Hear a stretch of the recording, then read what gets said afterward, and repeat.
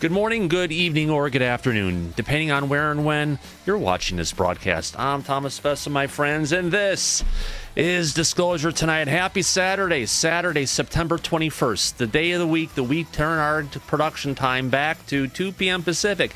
Better yet, 10 p.m. London time to go ahead and enjoy the evening's episode in the UK of Disclosure Tonight. How about that? Good evening, everybody. How you doing today? Glad to see everybody can make it to today's limited edition broadcast.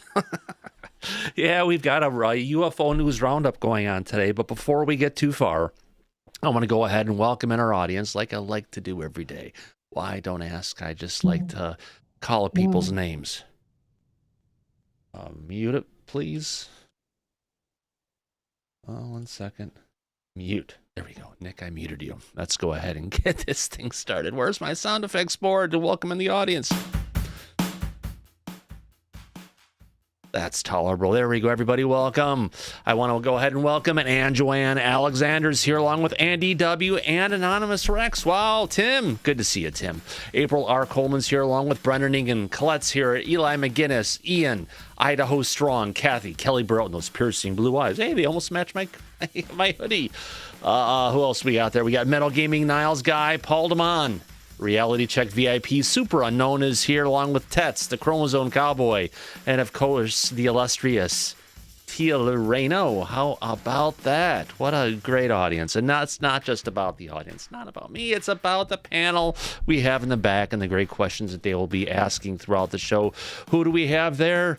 Let's change the music and let's go ahead and find out what we have in the back. Well, the first person we have in the back, it looks like it's our dear friend Andy from Bristol. Are you back from putting the kids to bed yet, Andy? Yeah, kids have been are in bed. We've been to see that Beetlejuice. I'll only say the name once because we don't want him making a magic appearance. Beetlejuice, yeah, Beetlejuice.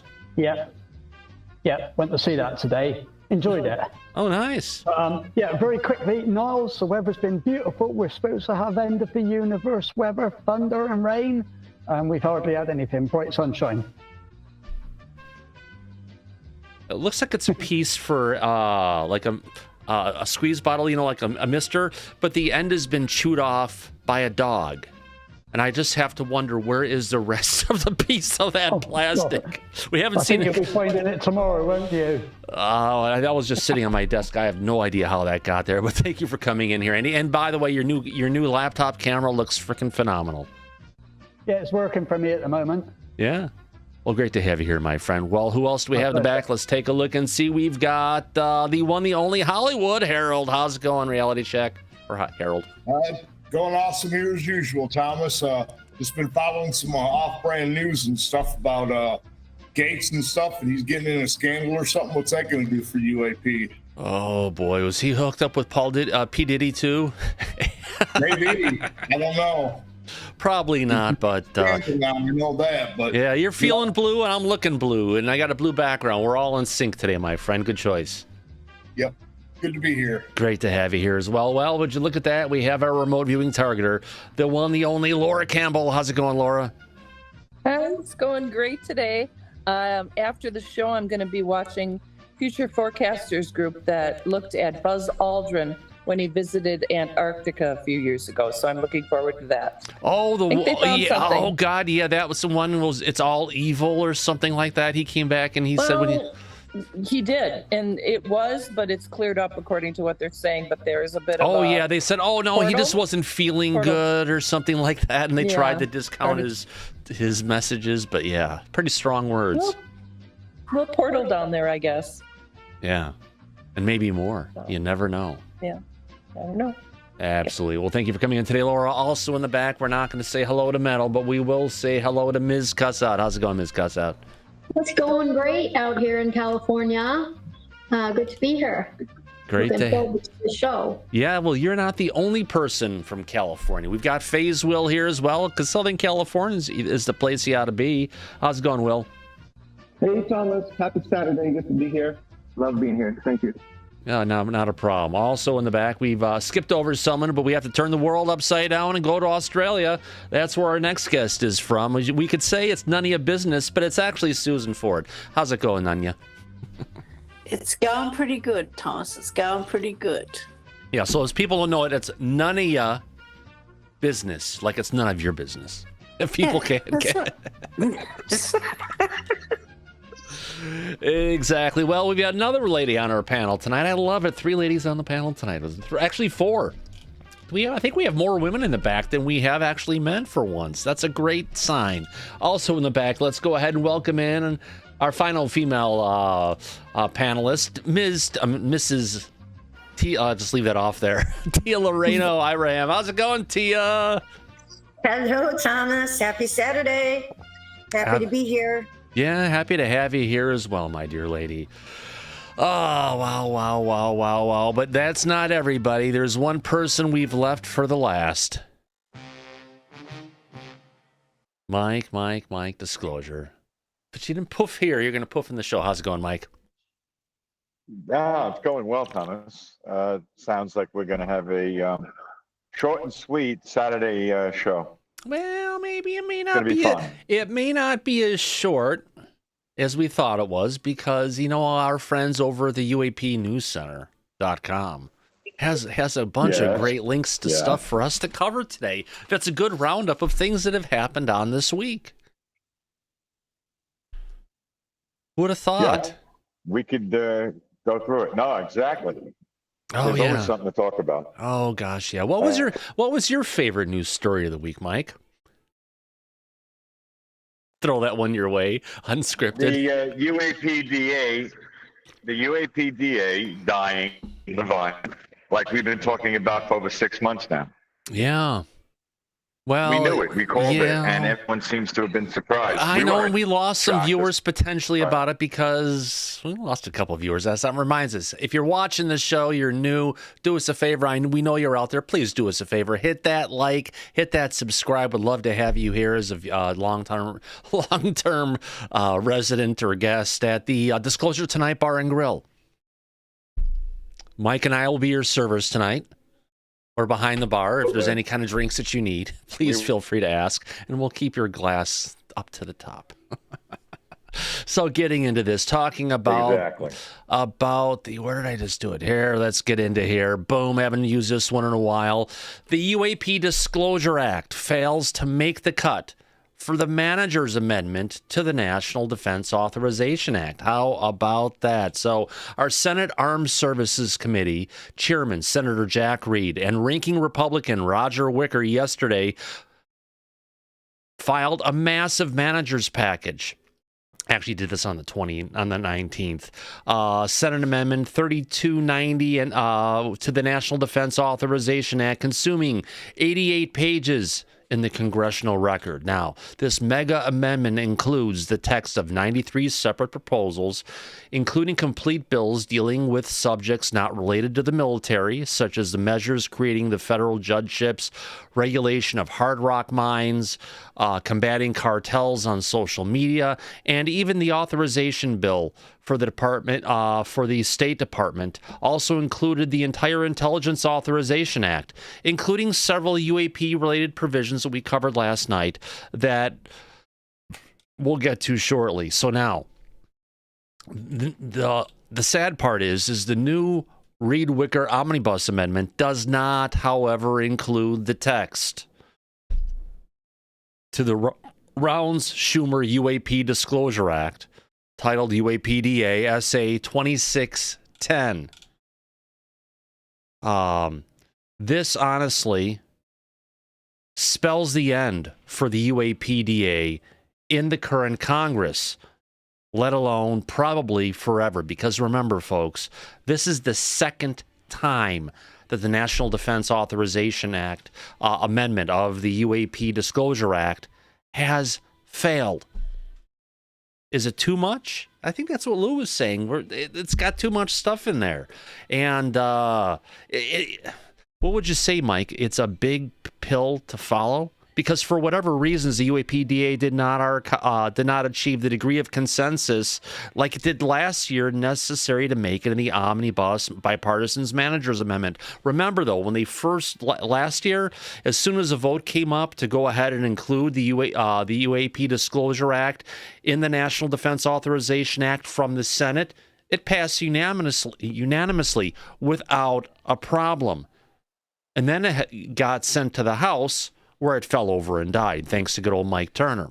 Now, the reality of it is, it seems there's even more scrutiny coming on this year, Mike. What are your thoughts?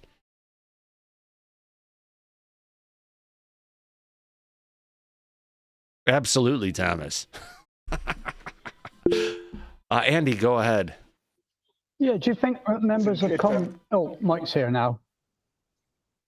I've been here. I guess you can't hear me? You were muted or something for a second. Can you hear me okay? We got you now. We can hear you. Go ahead, Mike. Yeah, I don't know what the hell's going on. What I was saying is this year, it's different because we are in the middle of a general presidential election. So the Senate said that they didn't have time to go over the UAP DA for this year, and they shelved it. So because of the election and because of everything else that's going on in Washington, they didn't have time to focus on this bill to get it into the omnibus. So it's a situation of circumstances. Yeah. Sorry about that. I was just clicking on a link here. And Andy, go ahead. Okay, so yeah, change of tack, man. So if it's been shelved for this year, do we think there's any potential of it coming back? Or do you think it's gone for good? Well, the truth of the matter is, Andy, this is the second time this legislation has come up to Congress. Last year it passed through the House. Senate. There's more scrutiny. I think, honestly, it's dead at this point. I don't think, why would you bring back the same legislation for a third time? If anything, I think what we're dealing with here is if we get, and the same with the next story that we're coming up to right now, is that Representative, sorry, I was going to bring that up again. It's a wrong link here. Representative Nancy Mace is going to be chairing a second public UAP hearing on the 13th in the U.S. House of Representatives. Now, the interesting thing about that particular piece is that we had UAP Disclosure Act kind of failing at this point. Now we have Nancy Mace, who's going to be having a hearing with a failed UAP Disclosure Act. And more than anything, it's going to be bringing a lot more attention to this. Potentially, on the 13th, we're going to have a new president. Potentially, we should have a new president by then, at least a president-elect, I would think, Mike. President-elect. No, yeah. Absolutely, Thomas. But we know, and we've talked about this publicly, it really doesn't matter which side of the aisle wins the election. There's going to be controversy, and it's not going to go smoothly. Well, yeah, the election is not going to go smoothly, and we're going to cover all that chaos here in Disclosure tonight because everyone's going to be looking at it. We'll be looking at it from the side of Disclosure and just having a fun time. But the reality of it is, if the Trump administration gets in, the only candidate we have now talking openly and saying he's willing to declassify at least some of the stuff that he can with regards to UFOs, and that would be Donald Trump. So if we do on the 13th and there is a new Trump administration behind the wheel, more than anything, that hearing on the 13th is going to go ahead and give us, let me turn off thumbnails. Go ahead, Andy. Yeah, this is actually coming, a question from the audience. It's actually coming from our beloved Tim. Yeah. He says, the topic doesn't require further funding at this time. Doesn't mean nothing is going to be done, does it? Does it? Okay, let me go ahead and bring that up. Turn off the auto chat. So the question from Tim is, the topic doesn't require further funding at this time. I disagree. If there has been a cover-up within the federal government, and if RO is doing its job, doesn't require further funding, there already is established funding for UAP Disclosure Act. Now, we do have those additional pieces. Let me see if I can go ahead and bring up a window here really quick. From last night's show. Oh, did I just have a picture up of that? Oh, it's in my, I'll have to find it. Yeah, we do have, let me get to my bookmarks here last night. Does it require further funding? I think if we're going to get to the bottom of the truth. Now, here's the thing. Let me change this out here really quick. Let me get on my pulpit. Oh, they're gone. I've hid the curtains. Where did the curtains go? Let me get back to where I was. And sorry about that, Andy. Back to where I just was. Let me get up Tim's comment again. We seem to have lost it. There we go. Does it require further funding? I think it requires, well, we do have scrutiny coming on now. Although we did not get the UAP Disclosure Act, we are getting a little tidbit that requires that any program that has anything related to anything that's deals with UAP must have the Director of National Intelligence must have visibility into that program. And if it doesn't, all funding for that program has been pulled. So I guess they have pulled in the purse strings. But are we doing anything more scientific now, Tim? No. Are we doing any more public research on it? No. Are we doing things behind the scenes? Potentially, yeah. Does RO have enough money at this point for doing what they should be doing? Oh yeah, probably more than enough. So if you look back into the first, what do you want to call it? The first modifications, the changes to the NDAA that came after the first UAPTF hearing, there was a bunch of stuff that RO was supposed to be doing that it is fully funded for. They're supposed to have a team of science and technical people. Then when sightings are going on, they can jump into a C-130 transport and fly to wherever they need to go into the United States, and they need to go ahead and do active investigations while things are actually happening. There is a bunch of money that's going to RO, so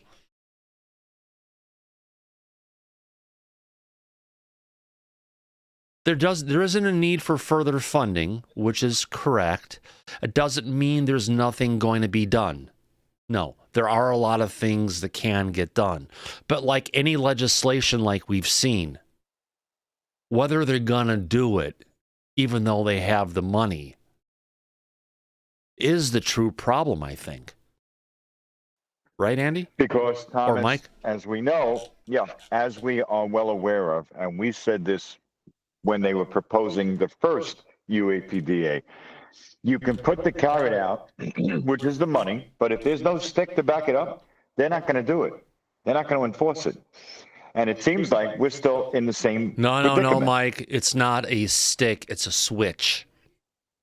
Yeah. If there's no switch to, like, if the carrot's not working, you need the switch to get the freaking horse or donkey to go, right?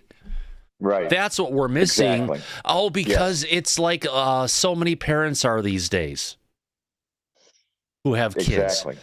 They use the words and they spare the hand, but the problem is, look how many kids are turning out. Look how kids are turning out these days. How they don't respect their parents. How they don't respect anything. They're living in their houses until their 30s and their 40s, which a lot of people do love. But there's just a big change in philosophy and expectations these days. Wow, actually, there is. But as far as the legislation and what the government is either going to do or not do, we've already seen more than likely, unless forced, they're not going to do a damn thing, and that includes ARROW.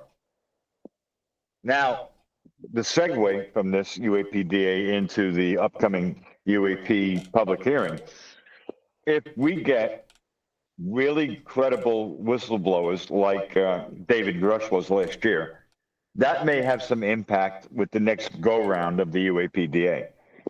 But it's too soon to tell, because we don't know exactly who's coming out other than Rear Admiral Tim Gallaudet, retired. Right. We'll have to wait and see. I guess it's going to be one of the. I guess it is, Mike. One of those things we are going to have to take a wait and see attitude on this. Sorry, hold on. I got to fix it. It's a little over 3 weeks from now, so it's not that long to go.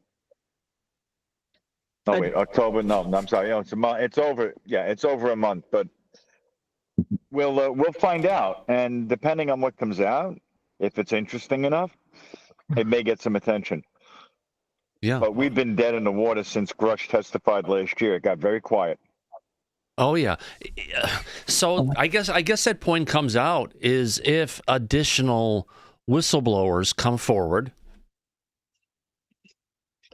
is it going to move the needle? Because if you look what happened, Mike, with Grush came out and moved the needle for a bunch of people within the community, but for the general public, it didn't do much to disclosure for the. Maybe it's just part of a long-term play card.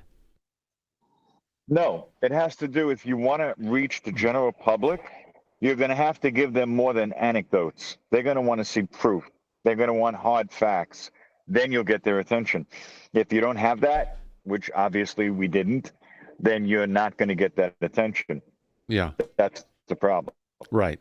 So, I guess potentially Tim Gallaudet was supposed to go ahead and testify last year. Maybe, is he going to be, I think he said he's going to be testifying this year, right? He's already put that out there. He is. He's going to be in the UAPDA. He's already confirmed that. He will be fine. Yeah.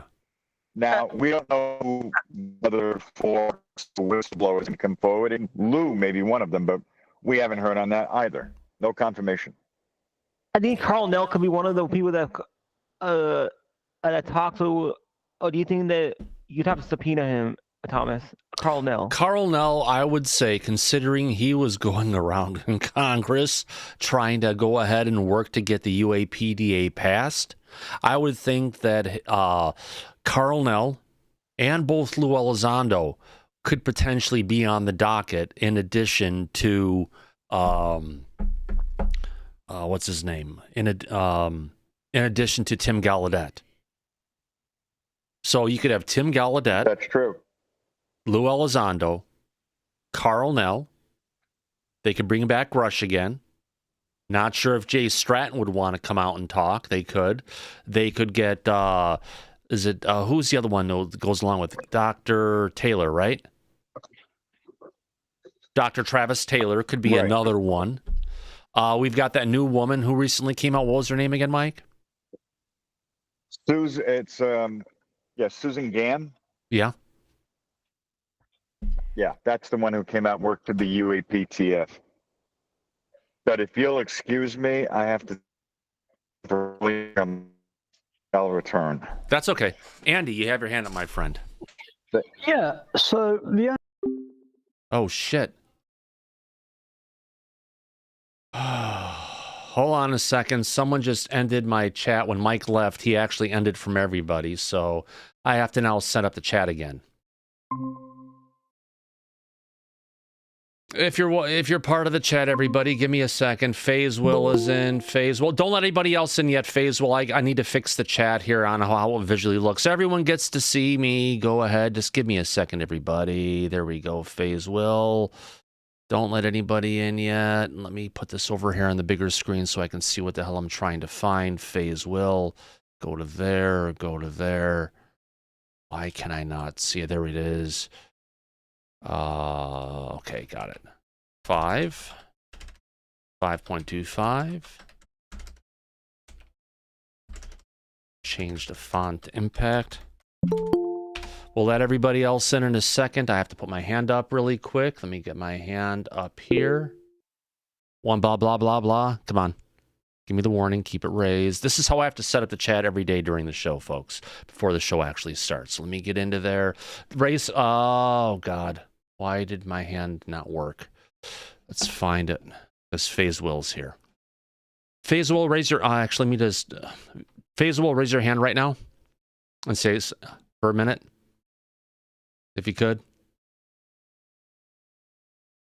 Phase Will, can you raise your hand, please? Don't worry about people not being admitted into it. Just raise your hand. Yes, sorry, Thomas. That's okay. You weren't hearing. You got your hand raised. Got that. Let me do an inspect really quick. We'll let the people in a minute. I just have to go ahead and finish this off. I need to get to click on here, and here we go. Faisal, you can now see that, and I can get to my next spot right here. Yeah, I have to do this kind of shit every time the show starts, folks. Before everybody comes into the back. Where is that? And that goes to 3.875. And then one more time, and then I have to go to a line height of 5.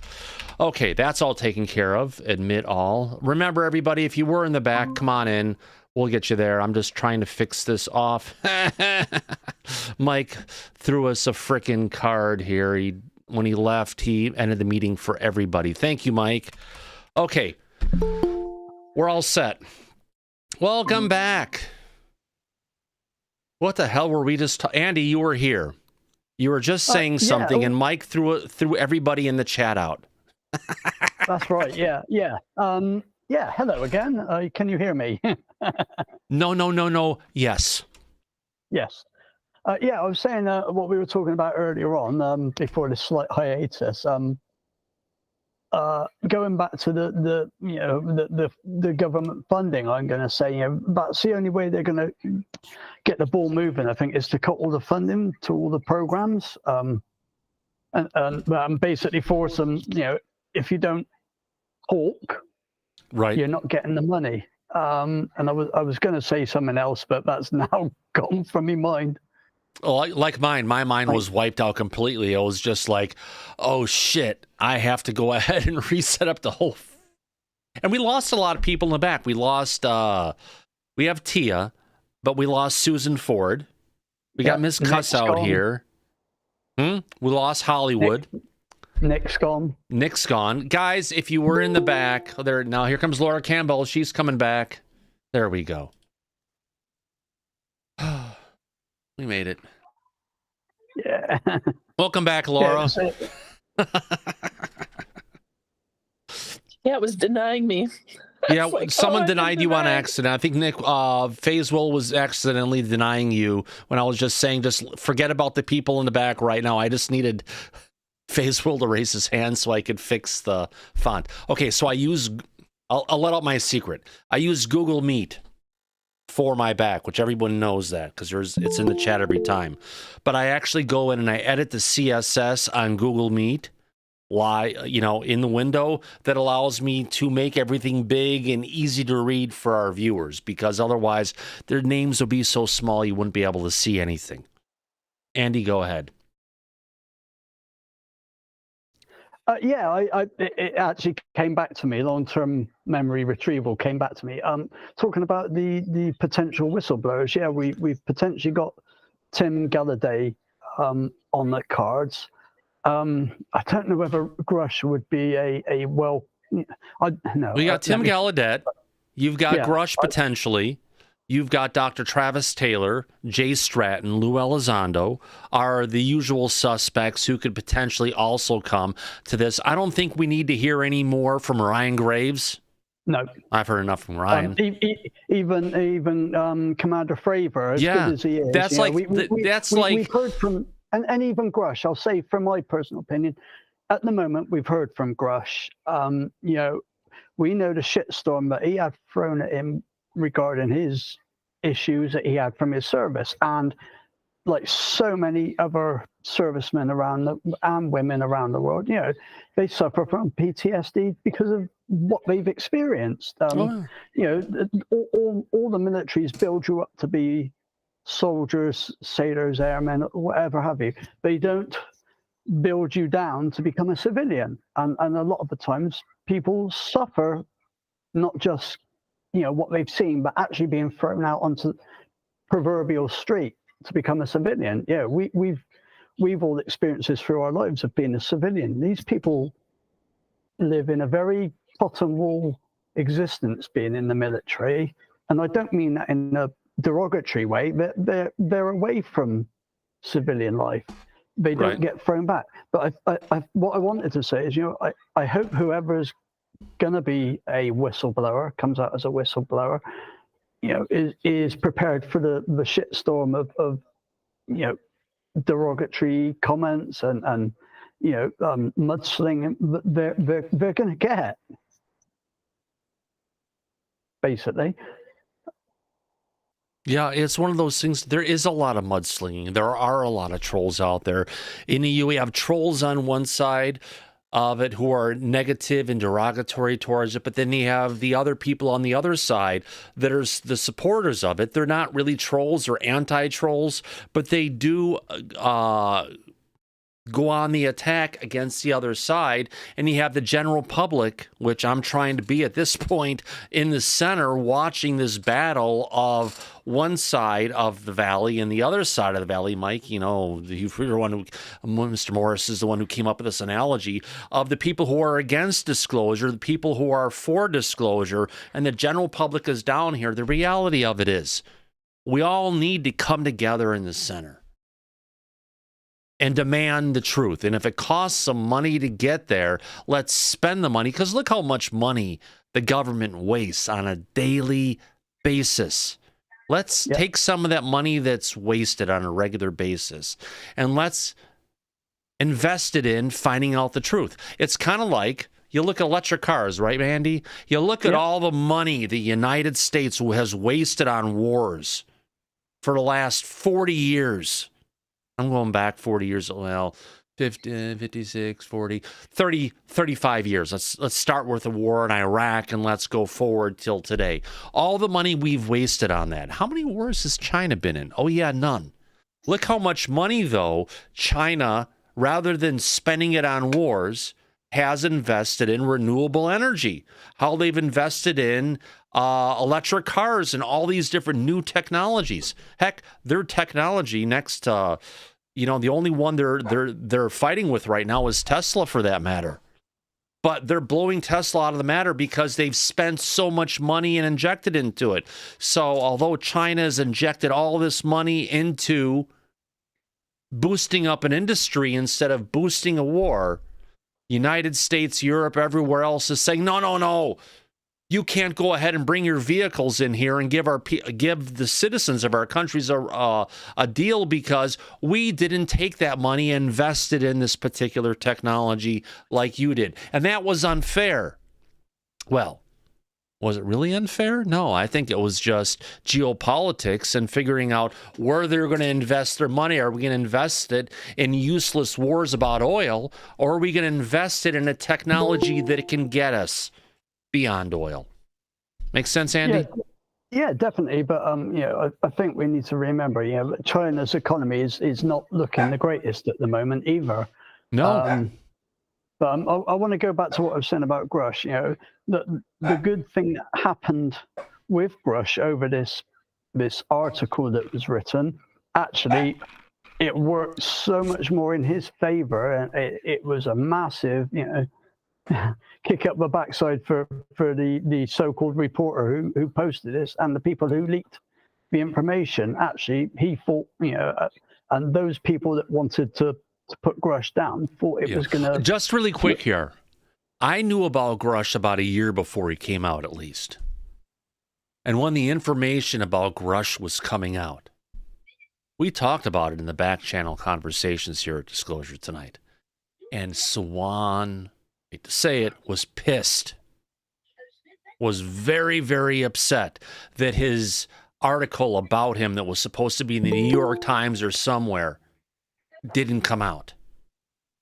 And I personally tried to get him to be quiet. But when I think you may have been there for some of that stuff, Andy. Yeah, some of it, yeah. And you couldn't change the guy's mind. So the people who are trying to loop me in and saying that me or Mike were the ones who are telling Swan to go ahead and dox Grush and figure out who he was and throw the information out there when he got called a cockroach, that wasn't us. We tried to stop him from doing that, and there was no way to make it happen no matter what we could say. Yeah, in the UK, we have a saying, poppycock. So those claims of those people were poppycock, you could call it bullshit, bullshit. Yeah, I've done that before. Yeah, and like so much that's going on at the moment, the word that is being spread of this place. I've been in the back chat for a vast majority of, when all of these shenanigans and things were going on, and Swan has come to the good, it looks like. He's made his public apology. You know what which happened? is- He got Go on. out of a bad relationship and he started experiencing the life that flourishes around him. He got to be Yeah, a bee. He discovered that he's a bee and he can go pollinate a lot of flowers. And having that ability and realizing you're a bee and you have the ability to go ahead and do this, get on some meds and some other stuff, it really helped the guy out, and that's what he needed. And I'm glad he did. The guy was, he was a boon to the community.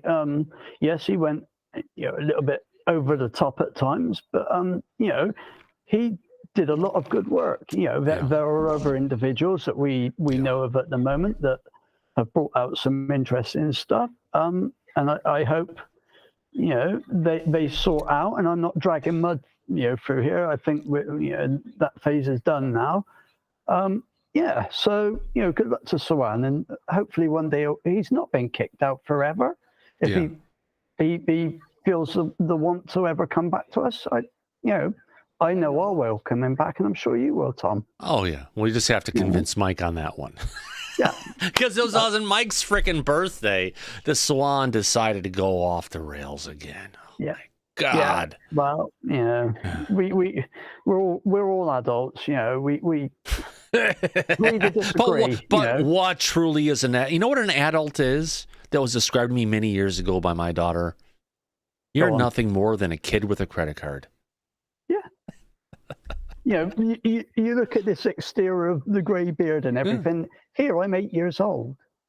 I'm still that pure old little 8-year-old kid running around like an idiot. Yeah. But one thing I did learn, if you ever want to freak someone out, whatever it is, you look at someone and you give them the horns and you say cornuto. That's another Sicilian saying I like. You're dead in my eyes. Cornuto is the one that... I prefer those horns. the cornuto horns means your wife or husband is sleeping with another person and you don't know it, but I know who that person is. Cornuto. Oh, it's a tough one, but that is a big insult coming from a Sicilian. So on that note, Calabria, for that matter. Syrup, you have your hand up, my friend. Syrup, gonna keep pouring? Yeah, sorry about that. You were on my Bluetooth. I was driving. I had a question, and then I wanted to say something real quick.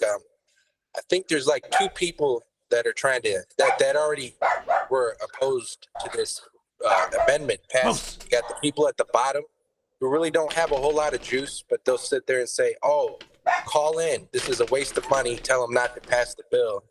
But if you look at these people, I can't help but wonder what would happen if that amendment passed and they were proven wrong, right? Like, then their whole grift, they can't save face.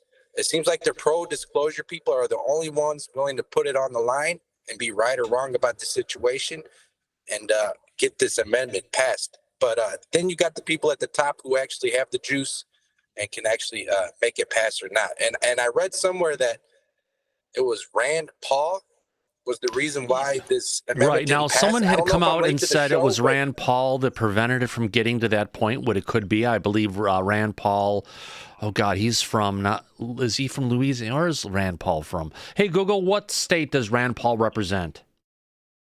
According to Wikipedia, Randall Howard Paul, born January Kentucky. 7th, Kentucky. It's not Tennessee, but it's close enough. It's Kentucky. So do you know more about that? Why? What was his reason or excuse? Well, Christopher Sharp came out last night and actually said that the reason it failed was because of Rand Paul. But however, I did see a tweet this morning coming from Dee Johnson again, talking about this and basically saying, no, it wasn't Rand Paul. It's just the general state of where we're at. Okay, gotcha. Okay, so all right. Yeah. So not only do we have a hearing coming from, shrink this down a little bit so you can see the old lady, the House of Representatives We also have a hearing coming from, let me get this up here, video full, Thomas. Deal with that one. Sorry, I'm trying to find the right one. Let's just go to this one. Here we go. The other one we've got coming in is we have another hearing. Believe it or not, as discussed on the Hill a couple days ago, Senator Kirsten Gillbrand wants to have another hearing coming up after the election in November. But this one is not just going to focus on whistleblowers. The one from Senator Gillibrand is going to be focusing on the new head of ARO, Mr. John Kozlowski, I believe is his name. So, disclosure is not dead. I think this hearing we're going to be getting from Kirsten Gillibrand, who has seen better days, is truly going to be focused on ARO. Remember, he's only been there for a month. So is there something more that he's going to have to talk about potentially? Or is this Kirsten going to be coming out there and actually, singing praise? Because I know it was recently discussed by, what do you call it? Christopher Mellon. That Christopher Mellon came out and had some really positive thoughts about John Kozlowski, who's the new head of ARO. So the real question comes down to it. Let me get back, Thomas, video. The real question comes down to it, whether or not bringing in someone who's not Sean Kirkpatrick to ARO is going to improve the level of information we're going to be getting coming out of ARO, or is it going to be the same business as usual? Because irrespective of who's in the leadership role at ARO, that he has an advisory board, he has leadership that pretty much reins him in as far as the broad brushstrokes of what he can or can't talk about. What do you think, Andy? Sorry, I was otherwise engaged. Not a problem. Yeah, it's one of the. Well, we're just talking about whether or not that the new head of ARO coming in, John Kozlowski, is going to be able to go ahead and make a difference with regards to what he's going to be able to say or not say, because there's only been a change of literally middle management. We haven't had a change going in the overall leadership that is the oversight to ARO. He's only been in post for about a month anyway, so what is he really going to learn? I don't think he's going to make any difference going before her, before Kiki at all, or whoever's doing it. Yeah, I think it's one of those things we're going to deal with, and the dogs are settling in for the conversation. Hey, Moose and Mocha is here. Laura Campbell, you have your hand up, my dear lady. Yeah, I'm not very optimistic about it because he still has to answer to his boss, and isn't his boss Avril Haines? Well, that's one of his bosses. She's kind of the head honcho kind of attorney in all this, and I think she's really in charge of everything. They're still reporting to the Undersecretary of Defense for Intelligence for administrative functions. So administrative means, and there's also an oversight board potentially of like 4 or 5 people that is like a guidance council to what over ARO in addition to the Undersecretary of Defense for Intelligence. So Mellon is singing his praises. Is that because he was formerly part of ATIP? He was formerly part of the UAPTF. Okay. The UAP task force, which came after ATIP. Remember, we had OSAP that was there. They had a little part of ATIP. OSAP got pushed off. ATIP's role got expanded. Lou was in there along with Jay Stratton and such. That was then Lou left. That was there for a period of time, and that got transitioned into the UAP task force. And then the UAP task force was going to be moved into AOI MSG. Sounds like something you'd be adding to Chinese food. That went away, and then we got RO. Isn't this just bureaucratic crap? It's hard to watch, and all this taxpayer money being used for this. And then you have it's like to add shuffling the Luna. chairs on the Titanic, isn't it? It's terrible. Then you have Luna, which we haven't talked about. She's been spouting off that she's going to have a field hearing. Who knows where, who knows when, what's it going to be about? They never happened, did they? I haven't seen it yet, but that's not to say it Luna's been couldn't, going but- off on a field hearing, I think, since last year. And we haven't had one field hearing. Nothing's been scheduled. And what are we getting now? We're getting a hearing in the House coming from Nancy Mace, who did ask some really good questions last year. Yes, November 13th is going to date that we'll be covering this live.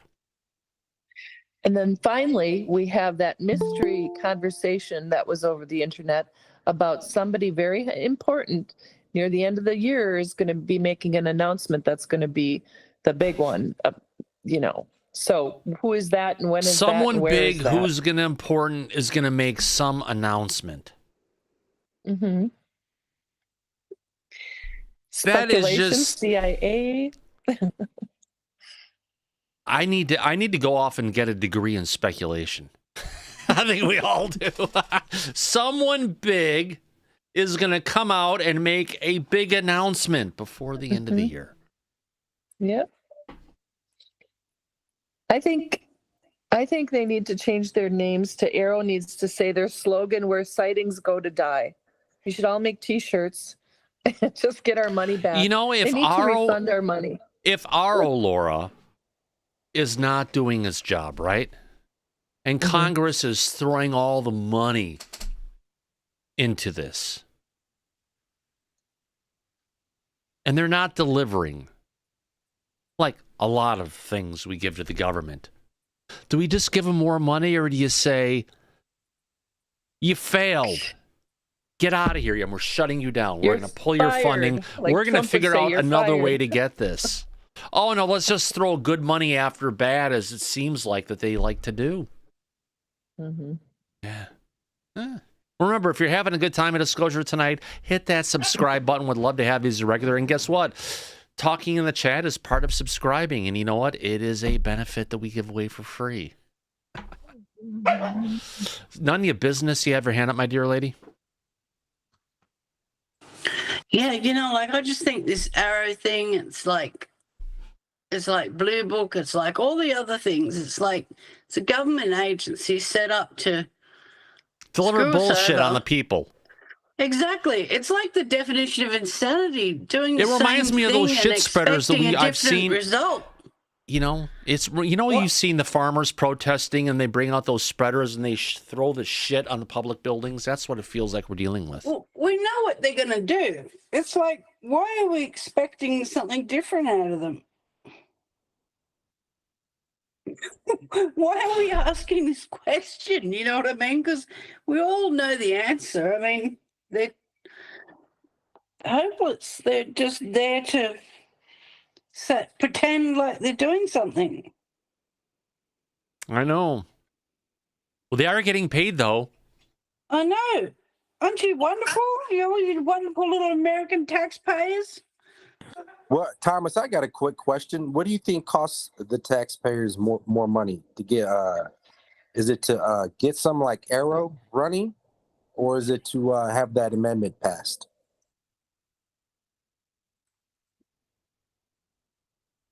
Operational costs of RO. All right. I would probably say or more. I guess there would have been a lot of, there probably would have been a shit ton of enforcement if it would have costed money. But, it comes down to, eminent domain and pulling away technology and biologics potentially from corporations who are trying to figure something out that could have a greater risk to humanity than them actually going ahead and developing a nuclear weapon. So where do you Draw the line. But the truth of the matter is, even without the UAPDA being passed, the United States government already has all those rights. They could go in any of those locations that potentially, if a contractor or independent organization or individual had this stuff, they could go ahead under the laws we have today and march in with their federal agents and take the entire facility and put it under government control. Nick, you have your hand up. Do you believe that if Carl Nell did actually do a hearing, it would change anything, Thomas, or is Carl Nell just it's just a nobody that it wouldn't really matter? Well, Carl Nell was actually earmarked to head up RO after Sean Kirkpatrick left, but he didn't. Yes, that's true. We did get someone else who was also part of the UAPTF. We did get someone else who seems to be pretty decent. The thing is, though, coming from the person who was supposed to be wearing the hat as the leader of RO, have we heard Carl Nell say anything about John Kozlowski yet? No, we didn't. Yeah, not a word. Is it too hot to handle right now? Is it too sensitive of a subject? It might be. At the end of the year, someone big is supposed to come out, right, Laura and Thomas? Someone big is supposed to come out, like a CIA director, maybe, from someone about something. Yeah, and it's going to be big. Do you have an idea who it is, Laura? Or did you remote view it or no? We did not. But I just have some possible former CIA people, possibly Radcliffe. Not sure. No, I did not look at it. But Radcliffe has already said some pretty damning things about stuff that was going on. And nobody paid attention. No. So, former CIA director would be my best guess. Yeah. Almost like no one paid attention with all the things that Diddy was doing to Justin Bieber. Oh, what else do we have going on here out in the world today? Is anything happening in the world of UFO Twitter? I don't think so. It's really falling apart. The whole community is falling apart. What is D.D. Johnson saying here? Anything good? No. Everyone's praising Matt Laszlo. Matt was actually going ahead and saying that this is going to be the second UFO hearing we're having in the House. No, it's the third. If you remember, the first one was held by Andrew Carson, was actually allowed to chair it by a Representative Adam Schiff at the time, who's now shifting to the Senate. He's now shifting to the Senate for that. Shitting his way to the Senate, for that matter. We've got Adam Schiff that was there, but that was the first one. That was from the UAPTF hearing. And then since then, we had the last one last year with Grush, and now we've got a new one coming in. Hopefully something good will happen. Is there anything going on in the world of Twitter besides Amish for Trump? Nothing like seeing some Amish buggies going down the road with the Trump flags. I saw that today and I was just like, oh my gosh. It kind of shows where we're at.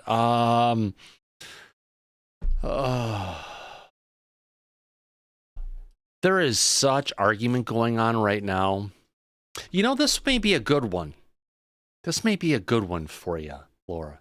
There's a lot of questioning coming out about Lou's actual roles that he held in the past, his positions. There's such arguments going on from either side of it. I'm just staying out of it. You're like, oh God, no, he's not asking that question. Yes, please remote view it and figure out what is the actual answer. Well, I was able to ask him a question a long time ago. He was not able to answer, and it had to do with did he sign any contractual agreements? But yeah, he was involved with a company that was shipping, and it was Navy related. And then sometimes they have these companies that are kind of cover companies for other things they're involved with. And there was speculation as well that he was much earlier in his career. I don't know if this is true or not, but somebody else had written about that. He did early investigations related to UFO contactees, again on the East Coast. But yeah, I have some old documents I could look at it again. I do have a busy week, though, looking at some other more current things, including the James Webb and some of the things they're looking at that's been in the news. That's got me more interested. But yeah, I can look at. We're also going to be looking at Lou's book and some of the blacked out areas within it. We did access, we started it, but there's quite a bit blacked out, but we did get some stuff. Yeah, it's starting. Whether or not I can share some of it, because even the first one was kind of, you read it and you think, well, how is that secret? It's almost overclassified is what my impression is, but we'll see. Yeah, that's a good way to put it. It's beyond overclassified, it sounds like. It's almost as overclassified as a Chinese zoo. A Chinese zoo. What am I going to talk about here?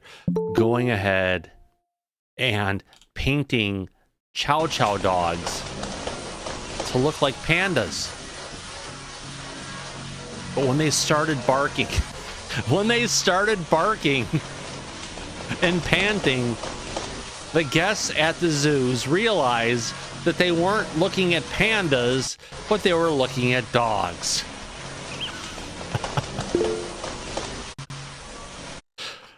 I know, isn't that hilarious, Laura? My God, I could tell it was a dog instantly, but the fact that people couldn't tell, that kills me. Plus, and they actually put them in an exhibit. That's really funny. Oh, I've got a bunch of silly things like this. Andy W., go ahead, my friend. You just know they've ordered them on Temu, haven't they? No, not at all. That's what you order on Temu. Yeah, order your panda. You know, you get your panda. Oh, there you go. Yeah. Nick, you did have your hand up a while ago. Did we get to you, or did you just put it down? I think we got to you already. Anything else going on? Nothing's going on UFO Twitter. It is dead. There was a clip I wanted to find of Ross Coulthart going ahead and talking about his support for, actually his lack of support for the UAP Disclosure Act. His biggest concern with the UAP Disclosure Act that he didn't agree with was the part of eminent domain. Meaning that if companies or organizations have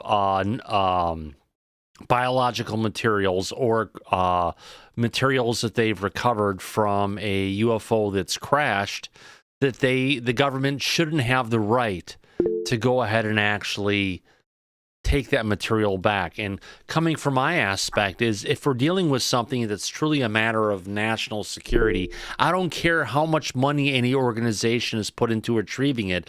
If they've put it into something, they can give that corporation an unfair advantage with regards to creating a technology or something that can eclipse what the national security of a country can do. It's like we're coming into the realm of Lex Luthor. Syrup, you have your hand up, my friend. Isn't that kind of sort of the problem right now, right? Like the government's trying to investigate themselves, right? And they can't, like, let's assume Arrow has good intentions or whatever, and they're going to investigate this stuff, and they're being told whatever, and then they're coming back saying, oh, there's nothing here. Well, wouldn't this amendment give people power, like the people in Arrow, the power to go and confiscate and investigate this stuff? Isn't that kind of the problem? Like the government doesn't have the authority to do this with the contractors? Potentially so, my friend. It's just one of those things you have to look at and just ask questions. And we may or may not ever get a straight answer. Where do you think this leads us to, Syrup? Don't know, man. I think I don't know. I'm kind of waiting to see what happens with this arrow hearing. I don't have a whole lot of faith in it. Yeah. Coming from one of our Kiwi friends who hasn't been around in a while, he used to be a regular on the show, Glenn Forbes. You have your hand up, my friend. Hey, Thomas. I've always listened. I've just, with the time zones and stuff, it's just been hard for me to come in. But I've always listened to you, mate, and I always will. Ron James got a new movie documentary coming out, and it's really interesting because when Lou said about the implants, it basically all stems around that. And I know about this arrow stuff, and it's a bit horrible, but yeah, what do you think about the implants? And it's going to be quite interesting what he's got. He's got stuff that we've never heard before. From what I understand, personally, from a consciousness standpoint, at least coming from the non-human intelligence that I've dealt with since I've been a kid and beyond, I don't understand the need for implants. If they have the ability to zone into anyone's mind, right, and your thoughts and your whole spectrum of what's going on in your body, what's the purpose of the implants? That's what I would like to know. Yeah, what are they monitoring? Are they exerting something that's manipulating the consciousness of the humans that it's in? Is it monitoring the physical state? Is it making modifications to the physical state? That's the biggest thing for me, because right now I don't understand what the total particular need for the implant is. Now, Laura Campbell's saying branding us like cattle, potentially. I don't know. Would they need that for branding us for cattle? They're going to leave a marker in here to say, this one is ours. Now, this is a video that was recently recorded in Sedona, Arizona, that I've got up running on the screen right now. And there are so many things moving around in the sky and things going on, like all these different objects moving, this one in this direction, this one in this direction, this one over here, this one over here. You know what this really reminds me of? This reminds me of that video from Nick Williams, who's been on the show in the past. It's one of our top videos we have on the channel right now of all these UFOs and everything moving around in the sky. Those over Sentinel, Arizona. Here we have something over Sedona, near Sedona, Arizona, where we're seeing a similar involvement in the sky. Now, not that this could be military, it just raises a red flag to say, look, we've got something that looks similar to Nick's video. This is the first one that I've seen. Andy, go ahead. Yeah, I've heard it said by many people. You know, I've got a couple of night vision cameras that unfortunately I've not been able to get out and use since I bought them, really. But you know, it makes you wonder how much is really actually going on in our skies that we're not able to see at night. You know, or you know, without using night vision cameras. You know, I'm sure if more of us had the things and got out there, the sky would be alive. I'm sure of it. I'm sure. I mean, like what you're talking about right now, this shows the sky is alive. Yeah, and Nicky didn't see any of the stuff with his naked eyes, I believe. I could be correct. wrong That's there. what he had said. He couldn't see any of the stuff going on with his naked eye, but the stuff that he was seeing coming from his psionics. This looks like a higher level of a gear that they're using to go ahead and record stuff, just because it's all in green for that matter. But if you look at, there are a lot of things that are all moving around. It's almost like the sky is a petri dish, isn't it? Yeah, and you know, my cameras are nowhere near as expensive. You know, they're a Temu special. You know, I think I paid about £40, which is roughly $50. You know, I'm sure if I was able to devote the time in a clear sky to get out there. I'm sure even with those cheap cameras, because they're night vision and they're color and sort of, I don't know if it's green. It's more black and white night vision on those ones, but you can have it in, it'll go between the color and the black and white. I'm sure I'll be seeing plenty of stuff out there. And we just need more people to get out there with even the cheap stuff, And I'm 100% sure people will see things that they can't, UFOs can't quantify. Right. But here's the thing. They make sure, in a lot of these instances and the things that we're seeing, Andy, they purposefully shield their craft and they hide from the visual spectrum of humans. And you have to ask why, because they're covert. They're not being forward and honest about what's going on. They are honestly trying to hide their movements, their manipulations, everything that's going on from us dumb humans. It really, really puzzles me. I'm nowhere near the brightest bulb in the box, and I'll freely admit that. But it really puzzles me. They have got such a hold telepathically, consciously with us.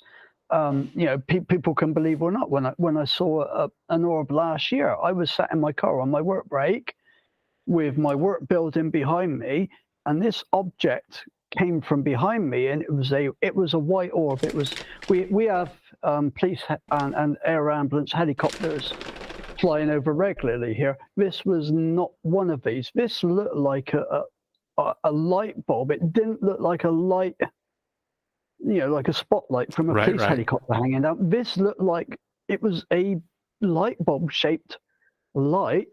Whether it was the object itself or it was hanging down, I couldn't see. This thing came from behind me. I was just sat in my car watching YouTube or whatever have you. Yep. I had something in my head tell me to look up.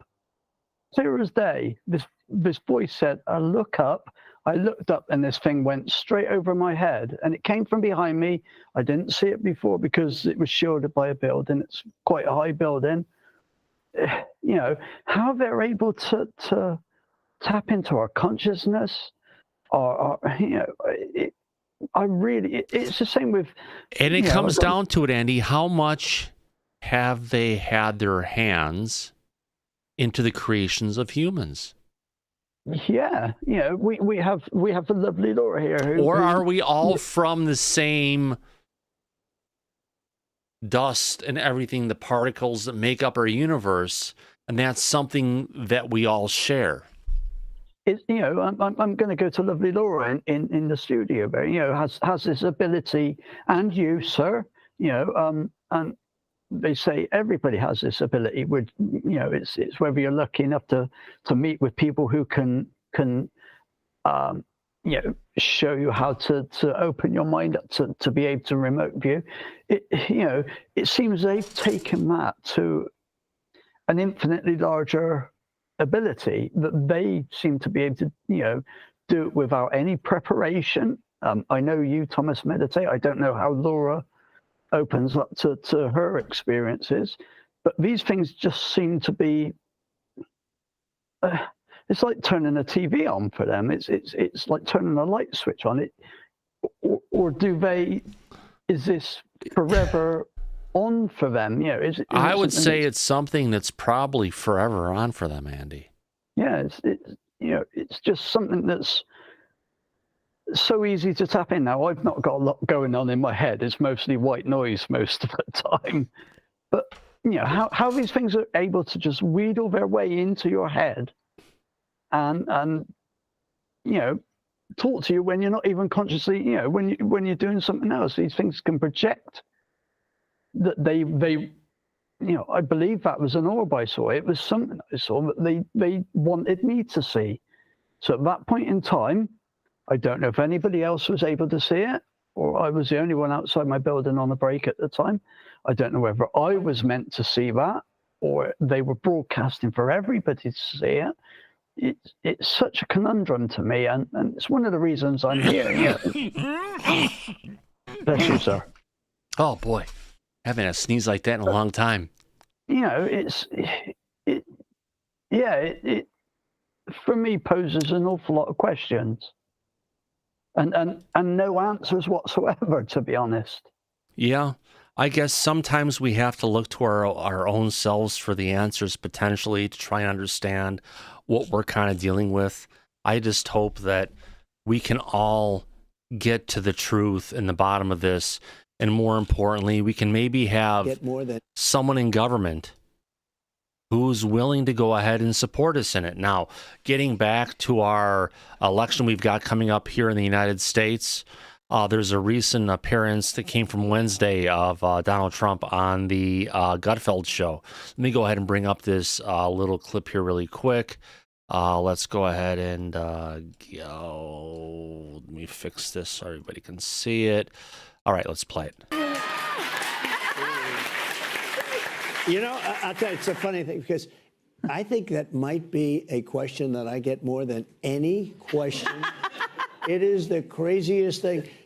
So we have that so-called... So Trump here is saying he gets the question about UFOs more than any other question that he gets.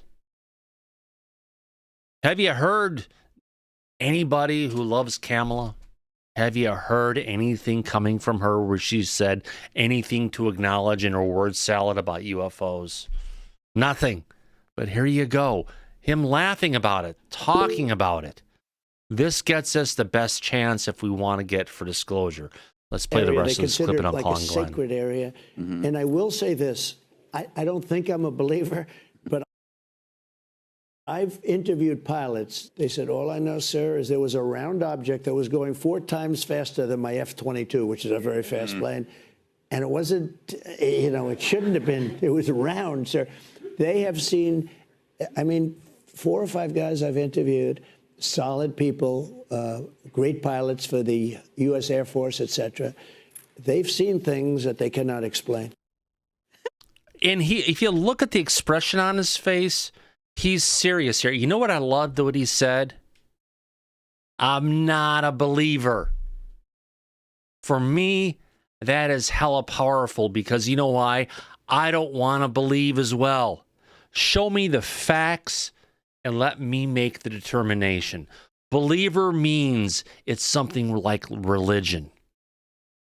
The Easter Bunny, Santa Claus, I believe in this, meaning it's something there that we're trying to think about, and you have to believe that it actually exists.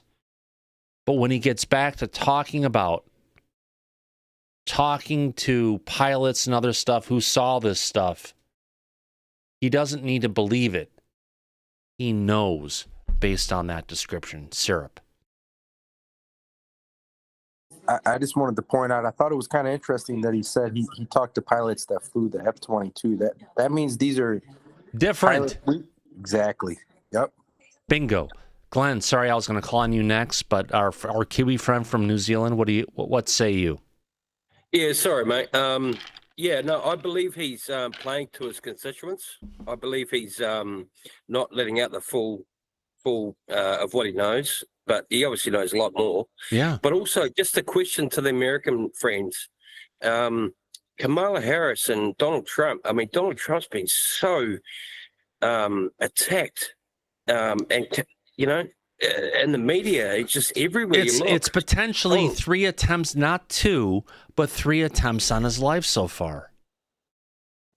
Does that have anything to do with him willing to go ahead and bring the full truth of the Kennedy assassination out? Because all of that stuff popped up after he said that he was actually asked by Mike Pompeo not to bring out and declassify everything on Kennedy. And since then, he's had 2 outward attacks on his life. People, first person shooting at him, second person who was there, a hard left liberal who was there to go ahead and actually try and shoot him. But the third one potentially happened because as he was walking past this group of people that were on the side of the stage, a bunch of those people all came down with symptoms like there was either chemical or exposure to something like Havana syndrome kind of stuff that happened. It's crazy you say that. It's a shame Brian Pemble isn't here, because he'd be able to give us quite a comprehensive view on it. But thank you, Thomas, for that. Yeah, not a problem. So we've got, even if we're going to get closer to disclosure, if Nancy Mace's meeting, a hearing on November 13th is going to mean anything, the only way it's going to mean something is if this man becomes president of the United States. And if not, if we do get Kamala Harris, expect another 4 years of frigid disclosure ahead of us, if not longer, depending on how long she's in power. That's the unfortunate truth. I wish it was different. Oh, God, no, we don't want to see them. All right, so what do we get again? Let me document. Solo. All right. So this is what we basically got coming out of this. What came out of the what are the positives that we got for the NDAA? I was going to bring this up earlier. We didn't get majority we asked for, but Lou had said each side is going to get a little bit for them. So what do we get? Comptroller General of the United States review of the All-Domain Anomaly Resolution Office. Yes, this is a review of RO by the General Accountability Office. Yes, after all the bullshit that we saw from the historical report, kind of pushed us in that direction. People didn't like it. Sunsetting the requirements relating to audits of UAP phenomenon of the historical record. Yes, they don't have that one, but they've got this one.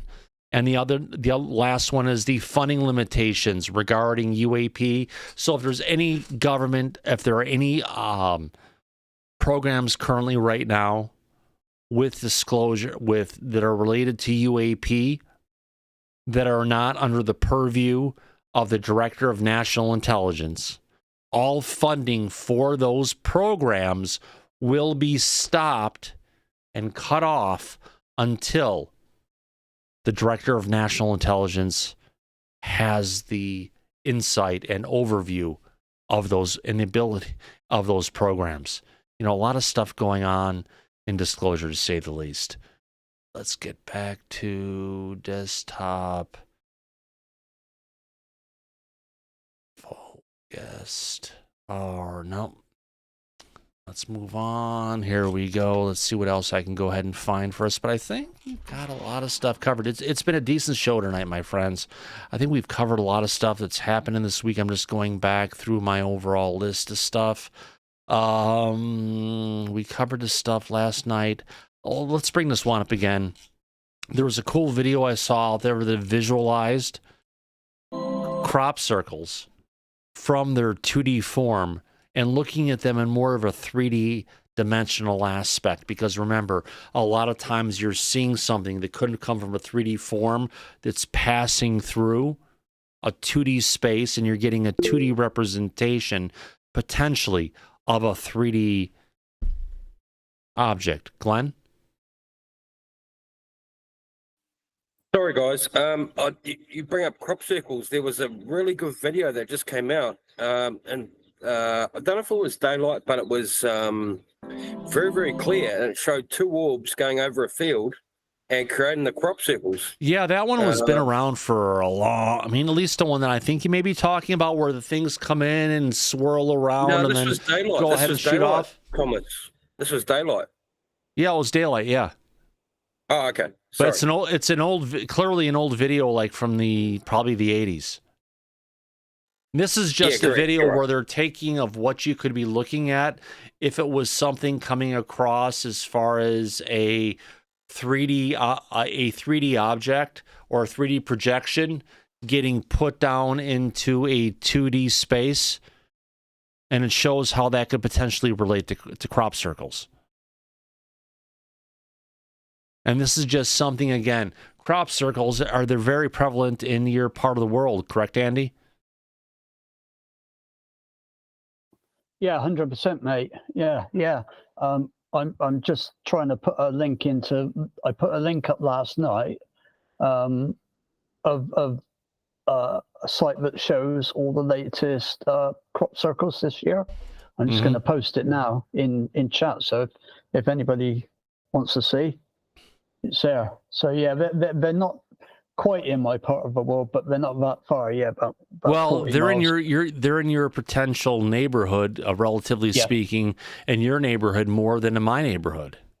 Oh, definitely, yeah, and they are seen about more. They're seen all over the world. It's just very in a very small area in the UK, really. Why that is, nobody knows. I think. There's certainly some interesting ones out there. There's got to be something geologically to those particular parts of the world, geologically or magnetically or something along those lines, that's pulling that stuff to that part of the world. Yeah, I know, I do metal detecting as a hobby. Now, the epicenter, if you will, is a place called Alton Barnes. And I actually went metal detecting there once. But the thing that was, there seemed to be an awful lot of iron in the ground there. Whether it's natural or not, I really don't know if that's got anything to do with it. That's just what I sort of found through spending a few hours in those few fields. But yeah. So yeah, I think they're amazing. Some of them are genuine, some of them are not. I don't know that many people will be out there doing it now. Has it had its time for people, falsifying them, making, yeah. I hear you, my friend. Now, along the lines of just wrapping up the show, there is one additional video I have of UAP that was recorded over Mexico City on April 21st, 2008. So this is an old video, but some of the manipulations of the craft where you're seeing a duplicate go from one place to the next, go invisible for a period, directly lines up with a lot of the stuff that we see. Get rid of that super chat, auto chat right now. Let's go ahead and turn that off. Let's go ahead and bring up this next little video here just to go ahead, because I think it's something that's just, one of the things that I see, and, I want to bring it out, and let's just go ahead and share it with some people. Let's bring it up, this craft, as it's recorded. You'll see the craft, right? And then you'll see it where it duplicates itself, or it vanishes right there to the extent of where it goes from one spot to the next and it's jumping along. Based on our understanding of gravitational wells and the warp fields that go around the craft, the kind of duplication, disappearance, jumping between the locations and it's where it's at, this is effects going of a craft that potentially has a gravitational warp field around it, and what you're seeing is the space that's behind it wrapping around the craft and coming out the other side, the actual light of the craft. And potentially sometimes you'll see duplication, you'll see it where it moves, you'll see it where it vanishes, where we've seen going on in it. And just so from my perspective, yeah, while this is an old video from the past, it actually looks right, because a lot of the craft that you'll see, Andy, will go ahead and just move along slowly. They'll go into the side of a mountain. They'll be by a craft, and you're not, and it's a regularly steady object, like you'd be seeing something coming from a craft made from humans. But a lot of the visual aspects of when you're actually looking at a non-human intelligence craft, you're going to see stuff that just doesn't make sense. You're going to see it jump from location to location to location. You're not going to see a smooth movement going around it. You're going to see it duplicating. You're going to see it disappearing. You're going to see a bunch of different visual aberrations that just you don't see with normal craft. Does that make sense, Andy? Granted, even though this does look like a cupcake that's flying, the visual aspects and the modifications, what we're seeing to the on the visual side, aligns to saying this thing could be real. Yes, that's really, wow. We all know, especially nowadays, we've got the artificial intelligence can throw up so many things. You know well about that in your job, I'm sure. But this one's from 2008, April 21st, 2008. There you go. So AI is not going to be around then. No, not at all.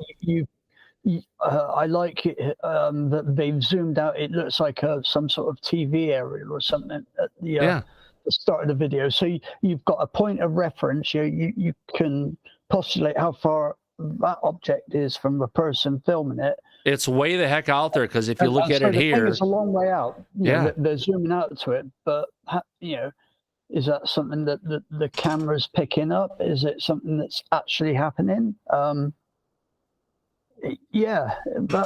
an interesting one. It's something you would walk away from this and say it's unidentified. It's unidentifiable. That is, as I would say, an unidentified flying object, or it's an unidentified object. We don't know if it's stationary or it's actually moving in the sky. There's not enough footage, but it's definitely unidentified. Absolutely. If I can. Great conversation tonight, Andy. Appreciate you being here. Appreciate everybody coming out to this episode of Disclosure tonight.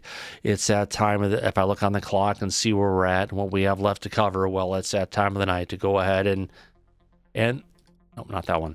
And thank everybody for coming out to this episode of Disclosure tonight. More importantly, I want to thank the people who have given us some super chats, including Reality Check VIP. Also want to thank FaZe Will for your ongoing support. Again, today, thank you very much. Appreciate that. And Tets. I'm glad you could have a good time for our UK-centric show. Andy W., thank you for coming out tonight. Wouldn't be the same without you, my friend. Oh, my absolute pleasure. I wouldn't miss it for the world, mate. Yeah. I wish we have more to put on for everybody, but hey, it's we have peaks and troughs. We're in that bit of a trough at the moment. I'm sure we'll get to a peak again soon. Fingers crossed, my friend, hopefully. Glenn Forbes from New Zealand, thanks for coming out, my friend. Thanks, mate. Enjoy you guys. Thank you. Thank you. Laura Campbell, thanks for coming out tonight, my dear lady. My pleasure. Sorry, I couldn't get my speaker working. I hope we have a very uneventful week coming ahead. Hopefully that big dark thing that means nothing. Yeah, I'm hoping. Ms. Cussout, thanks for coming out tonight. Thanks for having me, Thomas. It was a great show, as usual. Absolutely. Nick, thank you for being here, my friend. None of your business, Susan Ford. Thanks for coming out. You're welcome, Thomas. Great show, as always. Thank you. FaZe Will, thank you for being here. Yep, good show, Thomas. Good show. Thank you, Sarah. My friend, you've kept it pouring tonight. Thank you for being out. Oh, thank you, Thomas. This is the best news source for UAP UFO news, man. I wouldn't miss it. Thank you, sir. And also, Tia Loreno, appreciate you being here. Thank you for having me, Thomas. It was a great show. Thank you. You better believe, my dear lady, as we usually say, Mike is off getting his haircut. But as we usually would say at the end of every episode of Disclosure tonight, eyes open, no fear, be safe, everyone. But go back to Party City where you belong. Absolutely. We'll catch you on the flip side. Good night, everybody. Y'all come back now here. We'll see you Monday. Thanks, everybody. Bye-bye.